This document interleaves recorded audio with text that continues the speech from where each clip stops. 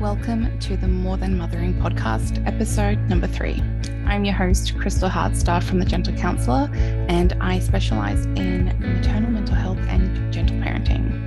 In today's episode, we're going to be talking about the way you were parented impacts you. If I were to ask you if you believe the way you were parented or raised has impacted you in a positive or negative way, what would you say?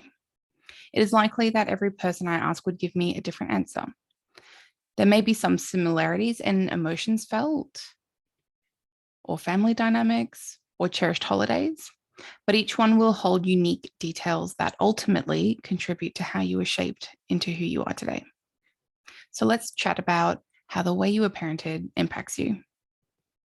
A quick disclosure here that in this short 5-minute podcast episode, we won't be able to completely explore all the points and ways to answer this question. So it's likely we will have future episodes that relate to this topic.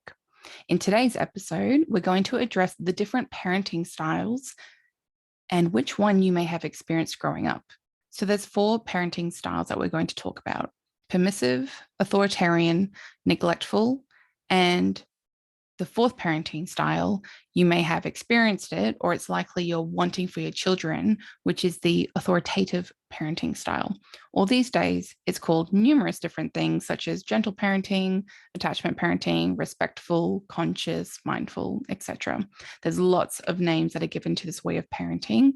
Ultimately, they all come down to having that emotional attunement and respect with your child. So talking about permissive parenting first, this is the one that is child-driven. So it's not child-centered, that's different. This is child-driven, where the parent is going to be very lenient and rarely gives or enforces any rules with the child. They're going to be overindulging in their child to avoid conflict. There's also going to be some helicopter parenting, where they can be overly protective and rescuing the child, so not allowing them to make mistakes or problem solve and things like that. And they often excuse their child's behavior. So growing up, or as an adult now, you may have a hard time relying on yourself due to always relying on someone else. You may have difficulty with conflict resolution or accountability for actions. And you might even feel overly anxious and feel really limited in your abilities. With the authoritarian parenting style, which is probably one of the more common ones that we seem to experience and talk about, this one is parent-driven. So it's very controlling. There's a lot of that kind of bossiness that comes with it, a lot of because I said so. It's very dismissive of your experience and your emotions. There's really just that one-way communication that parent is having with you, with very little consideration of your social or emotional or behavioral needs. There's strict rules, and the consequences that you experience are punishment-based. So growing up, or now as an adult, you may have been completely sheltered, and likely as a teen, you might have even overcorrected by risk-taking behavior. You probably even learned how to lie really well to protect yourself or others. It's likely that you struggle to regulate your emotions because no one was there to support you through that or role model to you how to effectively control their emotions. And there could have been a lot of outbursts of anger or rage. Difficulty sharing with others can also happen, and you might feel like you shut down emotionally. Or it can go another way where you people please and feel the need to manage the emotions of others, likely because you're so used to walking on eggshells and figuring out what was kind of like the vibe in the house on any given day when your parent walked in the room or when you got home from school. And for me as a professional, my biggest concern here with this authoritarian parenting style is the risk with people being seen as authority figures. And then we have that imbalance of power, which can increase them or the child becoming a target by those who want to harm them. With the neglectful parenting style, it shouldn't even be called a parenting style, but let's just go with it for now. This is the parent that was disinterested. They're absent, not involved.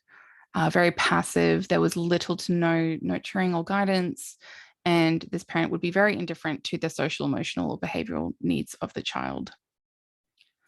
So this is where we see that neglect or abuse that's likely to have occurred with experiencing harm.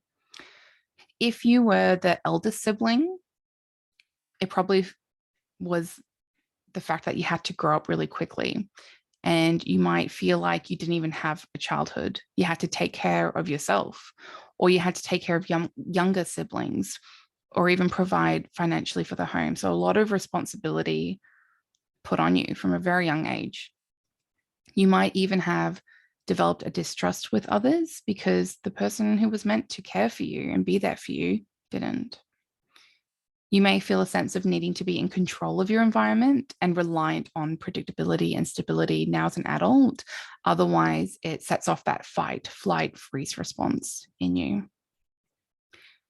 So the parenting style that some of you may have experienced, or for most of you listening, it's probably the one that you are trying to do, is the authoritative parenting style. And I generally refer to this as gentle parenting. A lot of people have different names for what they want to call it. So this is being respectful. So there's respect with the parent to the child and vice versa. It's relational. It's all about the relationship and building upon that which you have together. There are healthy boundaries. You experience this together, but also you observe the adult having healthy boundaries with others. The environment is very predictable and consistent. The way your parent would be talking to you, you expect it, like you know what to expect. This way of parenting also enables the growth of the child. They're really supportive. They're really in tune with the child's interests and their developmental needs. Communication is a really great point.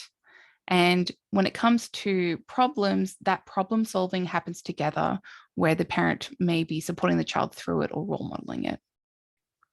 The authoritative parent sets clear rules and expectations, and when necessary, there are natural consequences.